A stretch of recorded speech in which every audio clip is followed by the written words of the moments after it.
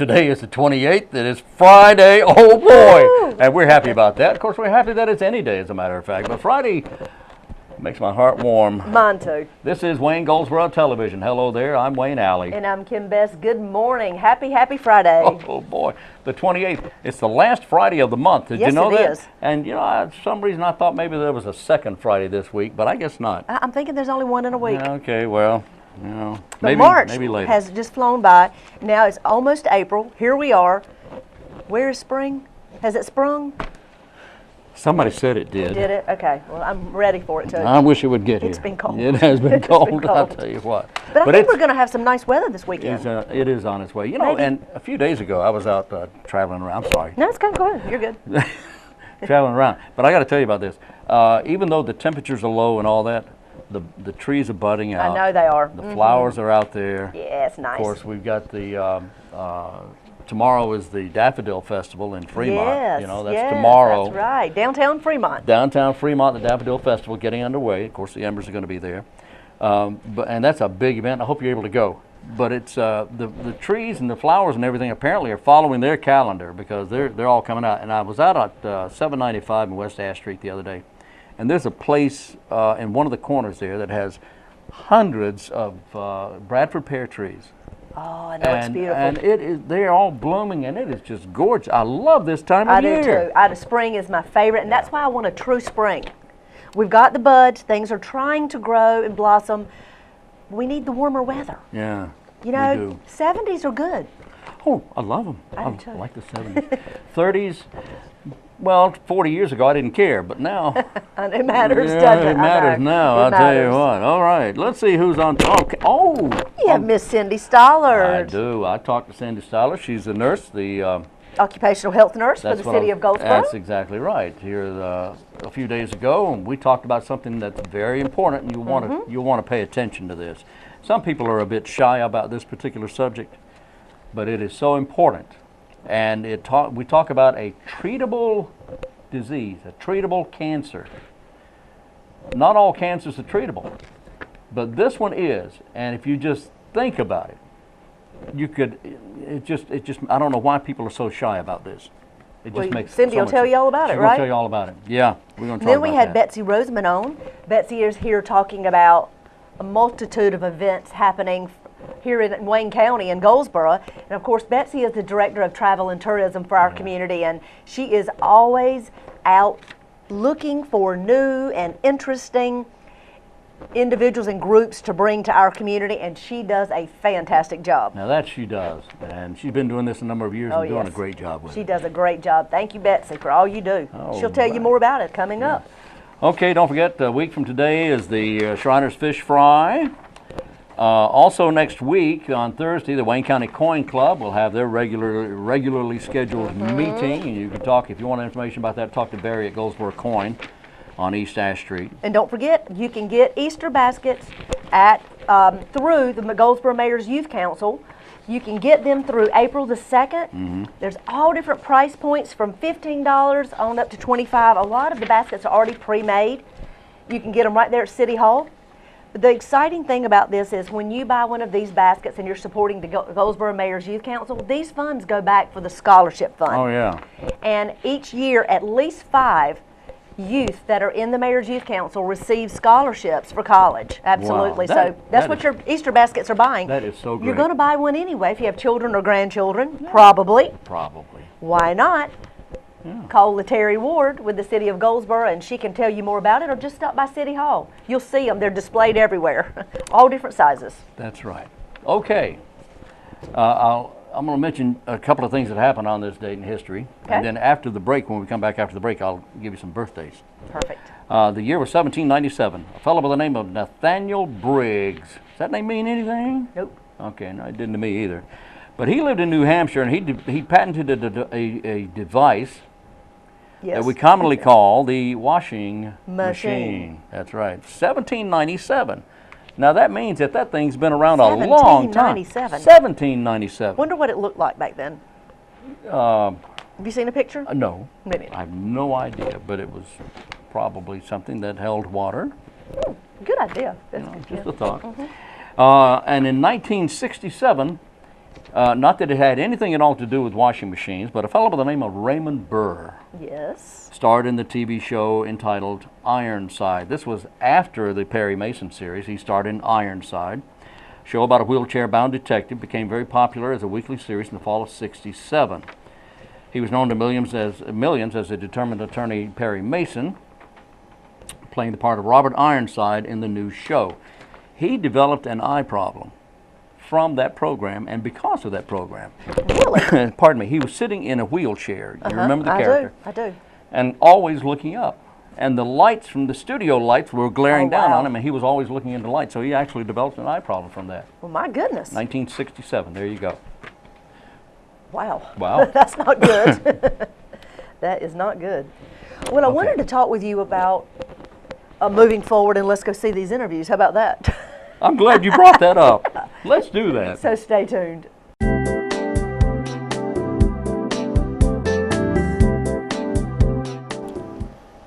Today we're talking with Cindy Stallard. Cindy is the nurse, the occupational Health nurse. health nurse. Thank you. Occupational health nurse for the city of Goldsboro. And thank you for being with us. How are you? Thank you. I'm good. It's good to see you. Always good to see you, Cindy. Yes, sir. I appreciate you coming in. Thank you. We want to talk today about something that is a preventable disease, right? Absolutely. It's preventable, and for some reason, people can't get this in their mind, and it's actually, some people are dying as a result of not preventing this disease. That's correct. What are we talking about here? We're talking about colon cancer. Colon cancer. Now, Yeah. what is colon cancer? Obviously, it's a cancer that attacks the colon area. Right, and that's how it gets its name. It can be also called colorectal cancer. Colorectal. Right. So the rectum is the last part of the intestine before it comes to the outside. But it can be shortened to colon cancer. Right. So a lot of people are afraid of screening, and so they don't go for a screening. But screening, like you said, Wade, it is one of the most preventable things. Well, okay, so but what causes this? What causes a cancer? It can be abnormal cells, and Just body cells? Yeah, we're exposed to so many different things, either in the air or our diet, or we could have a family history of colon cancer, which would put us at a higher risk. So it is hereditary. Yes, it is. It can be. So that's why it's so important to do screenings. Somebody who's had maybe a mother or a father that had colon cancer, they should start their screening possibly earlier than the age of 50, which is like the normal time for starting. So if you have normal health and your family has normal health, you should start getting your screenings at the age of 50. That's correct. They And established that. If it's in your family, then you should start a little earlier than that. That's right. My husband worked with a young man whose dad died in his 30s from colon cancer. Oh my. And so when he got to be what his dad's age was, in his mid-30s, he decided he talked to his doctor and he would start his screening early. So every 3 years he goes for a screening. Well, good for him. Yeah, he doesn't want to go through the same thing his dad went through. Well, at the age of 30, you wouldn't think somebody would have colon cancer at the age You're of right. 30. It's in kind their of 30s. scary that it would happen so early. So he gets his every 3 years. Yeah. How often should we get ours? Well, Otherwise? if you have a screening and there's no polyps and everything is clear, the doctor may recommend every 10 years. Oh, okay. Every Okay. 10. So if you start at 50 and there are no polyps, then at the age of 60 you get another. Right. What if there are polyps? My husband, for example, had some polyps that turned out to be normal. They weren't cancerous at all. And he is going every 5 years Every 5 years. per the doctor. So there are polyps that could be cancerous, Right. and there are polyps that may not be cancerous. Correct. Okay. Yeah. And the only way to find out is to have the screening. That's right. Um, They can be removed right through the scope, and they're sent to a pathologist who is a doctor that looks at tissue, and the pathologist will give the report to the doctor who gives the report to us. Why are people so hesitant to get a colorectal screening? I think they don't understand the whole process. They're afraid that it's going to be hurting them, or they're embarrassed to have a scope placed where it goes. I think that's one of the big ones. It goes in the rectum. It does, and up into the, it's got a little light on the end of the scope, and it helps the doctor look, you know, into the colon to see if there's anything abnormal there that doesn't belong. Okay, we have a diagram here. We want to show this. Explain what we see here. Okay, up at the top, it looks like a white organ is the stomach.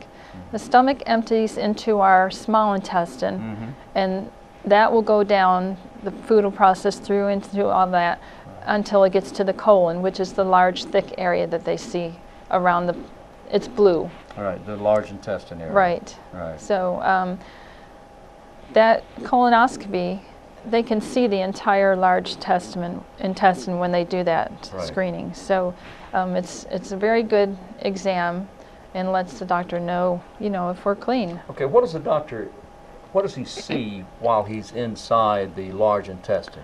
Well, if you think of the colon, after we clean it, it's kind of like a balloon without any air. It's lying flat like this. Okay. So when the doctor puts the scope in there, he also blows a little bit of air that opens up the colon so that they can see, you know, and look around inside the intestine. What do these polyps look like? They look almost like a little mushroom growing, you know, a little stalk with a round head, most of them. How large do they get? They can be large enough to block the intestine. Oh my. But if you're having regular screens, they're actually very small. They're very small, but they can get large. Yes. Large enough to block the intestine. Right. And that's where you really get in trouble.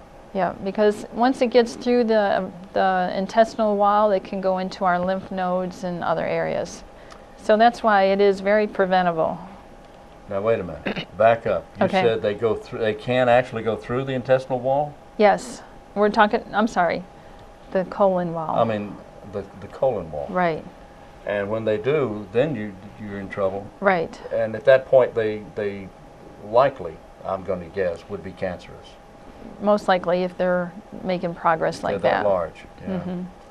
Okay, but most of them, if you get your colonoscopy, most of them are rather small. Right, and they grow fairly slowly. Yeah. So, you know, when you have your next one, like in 10 years, if you had a clear report the first time around, if there's anything there, it'll be small as well. Well, I had my colonoscopy. I'm going to get very personal here. Okay. I had my last colonoscopy.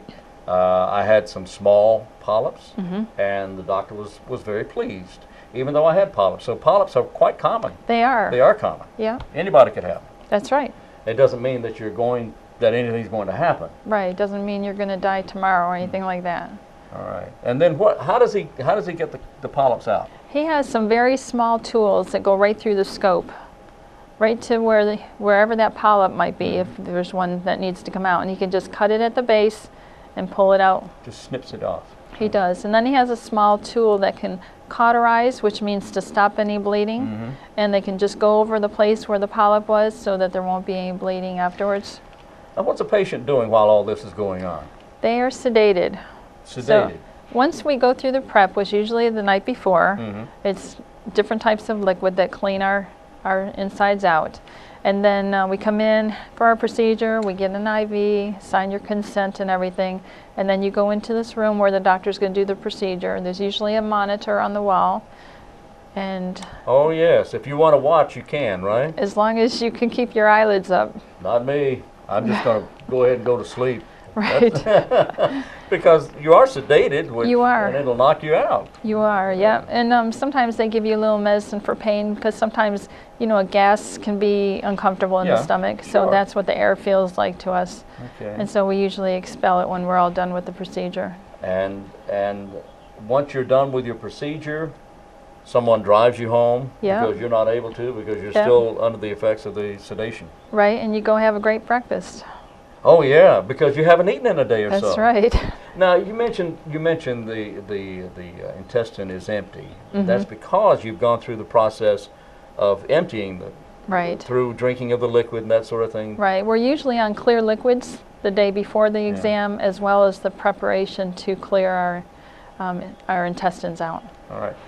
Do you know of anyone who has a problem with the colonoscopy after they have it done? No, I've not heard anybody have problems. In fact, they're pretty happy about it, aren't they? Yes. Yeah. Whether they have polyps or not, they're happy it's over. Right.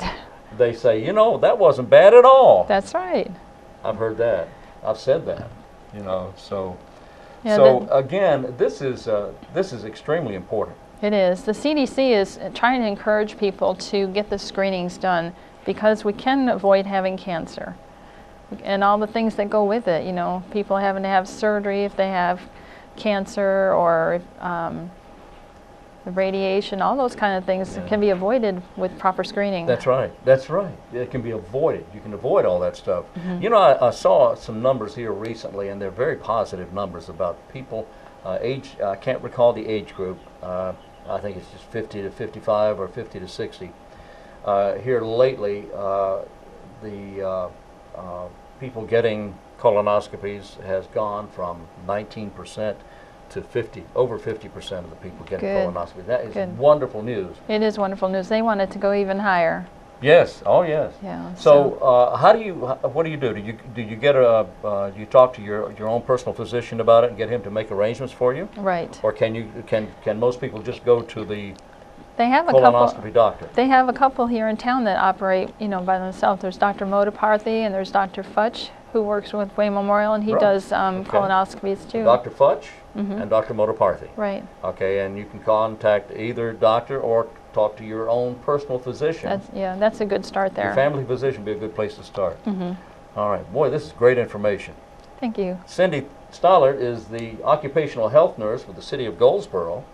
And this is great information, and we encourage you to get your colonoscopy if you fall within those parameters, that age, and if there's a family situation.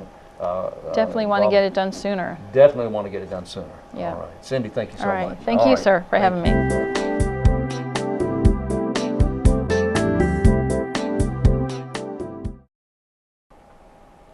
Have you ever wondered what is there to do in Goldsboro and Wayne County?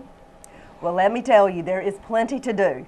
Joining me today is BETSY Rosemann. She is the Director of Travel and Tourism, and she's going to tell us about many of the events that are going to be happening over the next few weeks, so stay with us. Thank you for being with us, BETSY. Always a pleasure to have you on. Well, good morning, Kim. How are you? Good morning. I'm great. I'm great. We're starting our busy time. I know you were just giving me a rundown before we went on the air, and I can't believe all the things that are happening in the weeks, next 2, 3, 4, 5 weeks. It'll be actually until probably November. So we have a lot of things going on. We've got Pig in the Bark coming April 12th. That'll be at Waynesboro Historical Village. It'll be from 9 a.m. to 4 p.m. We encourage people to come out. We've got 25 pig cooking teams. They'll start Friday night, cook all night, and then open to the public at 9. They can come out and actually see the cooking teams, see the judges tasting. The barbecue tickets are on sale. They're $6 in advance, $8 at the gate. And you can purchase your tickets at the Goldsboro Wayne County Travel and Tourism Office or Boys and Girls Club. So tell me, what is Pig in the Park and what is its purpose? Pig in the Park is our signature event spotlighting our fabulous barbecue. And we are famous for barbecue. Yes, we do. And so the cookers come together, and some cook on wood, some cook on gas.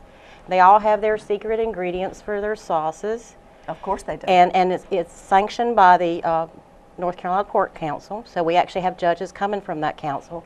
We also do a blind tasting. And now, what does that mean? That means that they don't know what barbecue they're tasting, and it's mere taste. Okay. We also have 2 categories. You have the amateur, and then you have professional. Now, are these people all local, or are they coming from all over? They come from all over. Really? So everybody wants that title. That title, and I believe Parks and Rec won the amateur last 2 years. Yes, they did. Congratulations to you guys. They really did a good job. And so we'll have vendors, we'll have food vendors, we'll have kids activities. Other than barbecue, too. Other than barbecue. Pizza Inn's always fabulous. Andy's or Highway 55 always joins in. Several other local food vendors. We actually have vendors that come as far away as the western part of the state. Oh, great. Okay. So what kind of activities will be happening that day other than the barbecue competition? Well, there'll be Parks and Rec will have some things going on for the kids. There's typically there's all types of vendors, from face painting to gifts, jewelry. Oh, great. So, and then we'll have live music. Of course, the drum line will be there. And they are great. And then we'll have Carolina Treat and Mighty Saints of Soul. Sounds like you've got a full day. So 9 a.m. to 4 p.m. on Saturday, April 12th. Earlier that morning, there will be the fun run. It's put on by the Kiwanis, and we were one of the oldest races in the state. How old? 36. Really? It's 36 years old? I think so. My goodness. And it starts in Goldsboro? Starts downtown Goldsboro, Cornerstone Commons, 9 a.m. and should conclude about 11, so you can race right down and get your barbecue after that. So you can get your exercise before you eat your barbecue. That's correct. That's the best way to do it. That's the best way to do it. Exactly. So you're helping Goldsboro Kiwanis, which is a community club, a Rotarian, a Kiwanian club here in Goldsboro.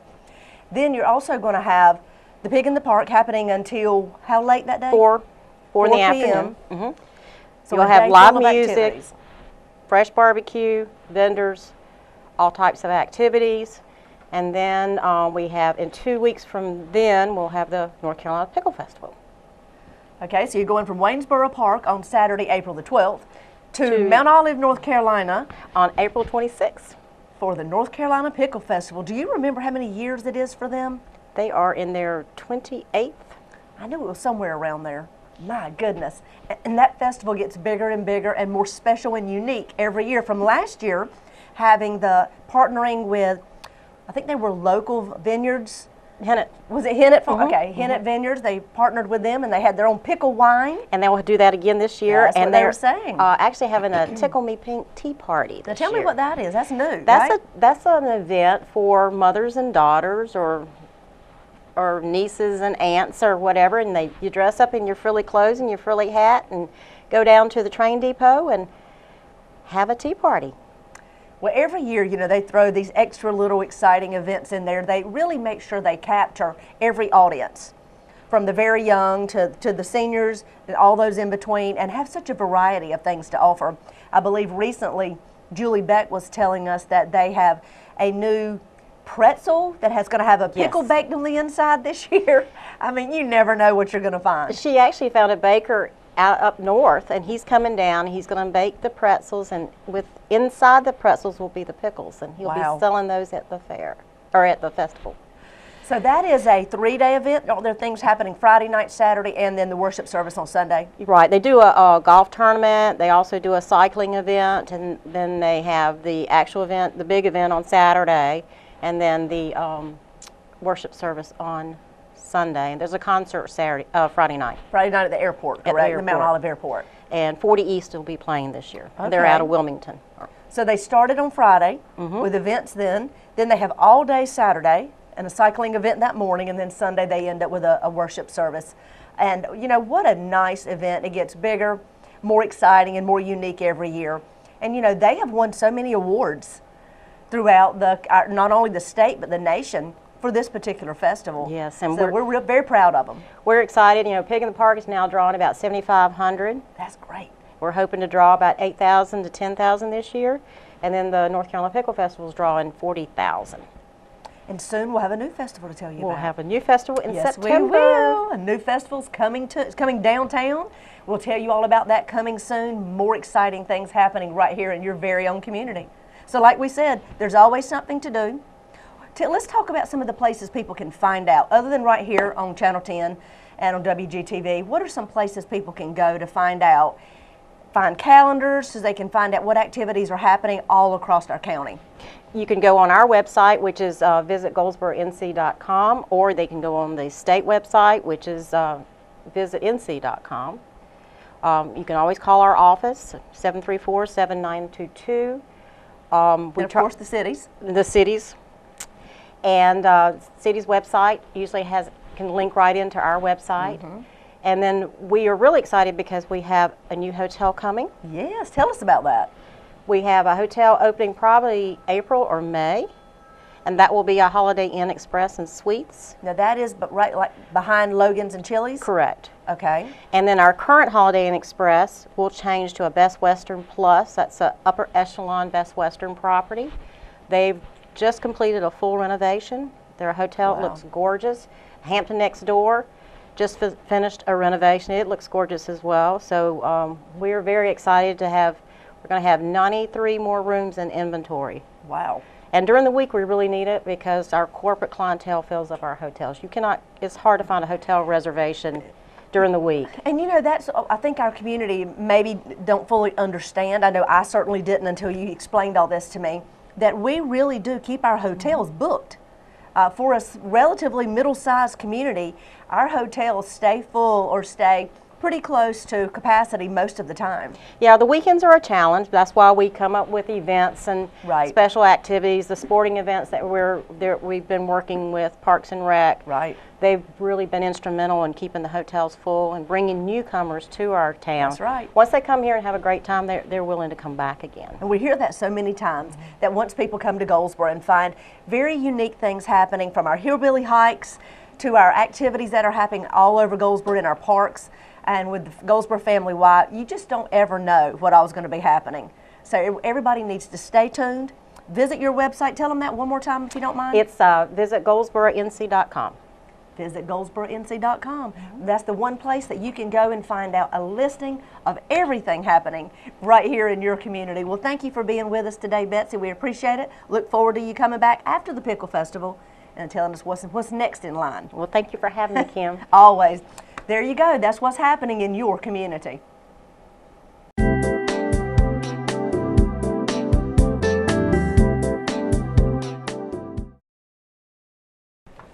Back on Wayne Goldsboro Television. By the way, if you're watching us now, thank you very much. And if you're not watching us, you can tune in every day.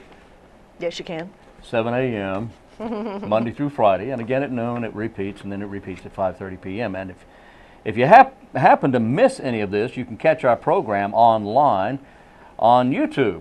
You can go to waynegov.com and click the YouTube link on the right side of the page, and it'll take you to our Wayne Goldsboro Television. They're actually the Wayne Gov channel on YouTube, and you can click any of the programs there, and you can watch it anytime from now on. That's right. You can share some of the links with your friends if you'd yes. like for others to see some of the shows and some of the interviews if you have been on before. We have so many people that have shared these interviews, and there's people from all over the world actually watching this. Actually, people from outside the world. But yes, there are a lot of people. Well, I just thought I'd throw that in to make it, it sounds good. It did sound good. But, and she's right, there's people all over the world who have actually watched this program on YouTube. Well, we have a lot of military. We do. Folks come on and interview with us on various topics, and they share these links with their family and friends, as well as a lot of the businesses here in our community that come on and talk about events that are happening. And this is, and we can find out where these people are watching from. We've seen people watching from the UK, from Great Britain, Canada, from New Zealand, Canada, and from China, Japan, Hungary, Austria. Anyway, there's 30 or 40 different countries that are listed, and probably more than that, but that's it's surprising to me. Me too. So, but it's great information, and that's what I continue to hear from those of you out there that approach Wayne and I and talk about on a regular basis, that you're learning what's happening in the community. And you know what? That's what this was all about. This was about a partnership between the city and the county, sharing information and making it available to you to keep it current. We're hoping it's doing that. Yep. And that's what we're hearing. There you go. Coming up, Shop the Block. When is yes. that? Oh, yeah, that is June 6th. Let's see, March 14th is already passed. So the next one is June 6th, Shop the Block. What is that? That is when downtown businesses have specials going on. And Downtown Goldsboro Development Corporation, on that particular day, encourages folks to shop downtown Goldsboro, all within these few blocks right here. Oh, boy. And while that's going on, they stop in various places and award 100 downtown bucks. Really? 100 downtown dollars to different individuals. Wow. Just coincidence for shopping downtown. How about that? Just at random. Just at random. Wow. That's exactly right. But only on those specific days. Okay. Tomorrow, Goldsboro Juniors Spring Fling thing. What is that? Oh, yes. There's a spring fling that the Goldsboro Juniors Women's Club, or Junior, I'm not sure exactly what it's called, but it's the Goldsboro Juniors Club. Right, something. And they are having their spring fling. And that is where they'll have arts and crafts and all kinds of really unique specialty items for you to come out and purchase as gifts. Great Easter ideas. Oh, hey, Easter ideas. Easter baskets. Yeah, and baskets and stuff, yeah. All right. Okay, one more. Let me ask you about this one. The Community Action Day is the end of April, April 26th. Yes. Community Action Day. Pitch-in day to beautify downtown Goldsboro. That's exactly right. And you can find out more information about how you can participate in that by going to dgdc.org. That's the Downtown Goldsboro Development Corporation's website, and they are the ones that are spearheading this effort to keep downtown beautiful. It's all about giving back to your community. All right, there you go. Well, birthdays: Ken Howard, Conchata Farrell, Deanne Weist, and Reba McIntyre. Reba's 59 today. There you go. Happy birthday. Happy, and all that stuff. Let's do it again tomorrow. That's right. We'll be right here. Join us at 7 a.m. on Wayne Goldsboro Television, and it's on the channel you're watching right now. Thank you for being with us. Until then, I'm Wayne Alley. And I'm Kim Best, and this is what's happening in your community.